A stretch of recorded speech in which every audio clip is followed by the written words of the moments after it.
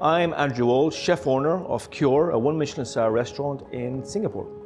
The idea of nua is from the Gaelic Irish language that means new. And the reason I went with that is it is new Irish cuisine. It's Irish cuisine as I perceive it to be. It's from my recollection of growing up in Ireland. First dish we're going to do today is called tato. We make this potato wafer that looks like a little taco. We use a beautiful Q-beans cheese from Tipperary, semi-hard, soft cheese, great texture, great flavor, and we make that into a custard. So we slow cook it in the thermo, a touch of cream, egg yolk, and it creates this kind of like thick cheese sauce. We'll pipe it into your little taco. For the onion flavor, it's going to do a little spring shaved onion salad on top, some beautiful flowers. And the flavor, and that just one bite recreates my memory of a potato chip sandwich. But I'm going to do a dish to you today that for me just characteristics the essence of the potato, which is called culcanon. We're going to top it with a beautiful cheese foam. When we slow cook the potatoes, we slow cook them in hay, just so they don't dehydrate so much. We're going to finish that dish with a toasted hay oil and a beautiful N25 caviar. The next dish that we use here as our main course is a beautiful duck called Silver Hill duck. The breast we're going to slowly roast for you and render down. As it renders down, it releases that fat. Even the fat we keep, because we use that fat as an oil, and it gets emulsified with our own vinegar that we make in-house. The vinegar is called a summer berry vinegar.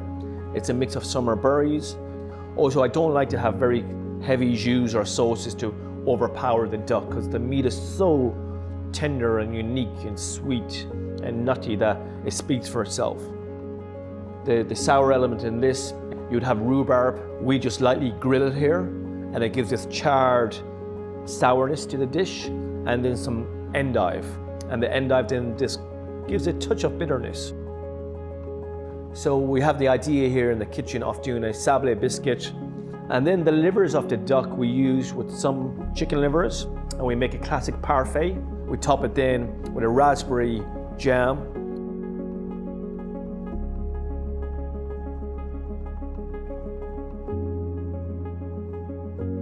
So we make a savory charcoal cracker. We roll it, shallow fry it so it puffs up. And then what we do is we get some half milk, half cream. We infuse it with the peat and we smoke that. So basically what we do, we make a smoked ice cream. We pipe it into the cracker, we put it in this beautiful old buck. We smoke it just before it goes to the table. And as you open up the box, you'll get the smoke drifting out and the flavor of this sweet, smoky flavor cracker that brought me back to sitting in front of that fire. So when it comes to R&D, you can write ideas, but when it hits you, it hits you.